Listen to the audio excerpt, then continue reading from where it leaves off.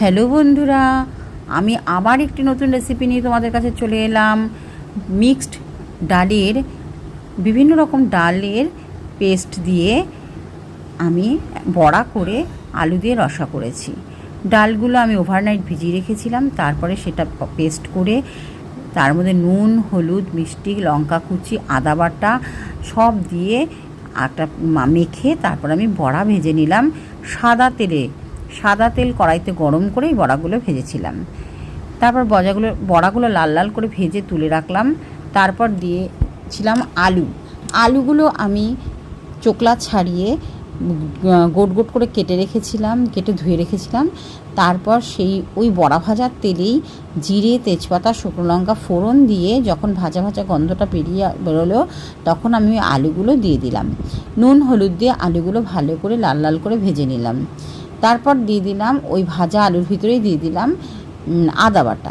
আদাটা ভালো করে কষিয়ে নিয়ে দিয়ে দিলাম টমেটো পেস্ট দিয়ে আবার ভালো করে কষিয়ে নিলাম।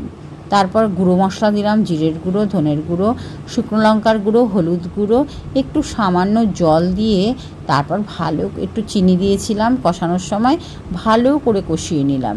যখন তেল ছেড়ে এলো তখন দিয়ে দিলাম পরিমাণ মতো জল। এইবার জলটা পরিমাণ মতো দিতে হবে, দিয়ে নুন মিষ্টিটা দেখে নিতে হবে।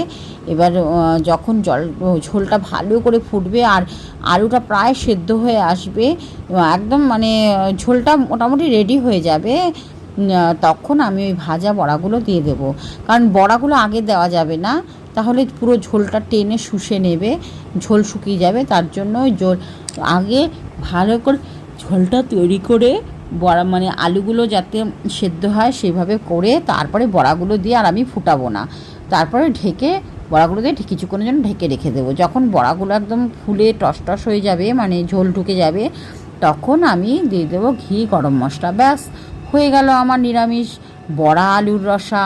তোমরা কীভাবে এরকম বানাও, আর কে এরকম পাঁচমিশালি ডাল দিয়ে কি কখনো বড়া বানিয়ে ঝোল করেছো? না, যদি না করো এভাবে করে নেবে। আমিও ঠিক এভাবে, আর খুব ভালো লেগেছে খেতে। বড়াগুলো ভীষণ টেস্ট হয়েছিল, আর প্রতিটা বড়ার মধ্যে ঝোল ঢুকে একদম টইটুম্বুর একদম ফুলে ফুলে বড় বড় হয়ে গেছিলো। খুব খেতে স্বাদ হয়েছিল। আমি এইভাবেই বড়ার ঝোল বানাই। তোমরা কীভাবে বড়ার ঝোল বানাও জানিও। নিরামিষে বা পরোটা, লুচি, গরম গরম ভাতে বেশ ভালোই লাগে খেতে।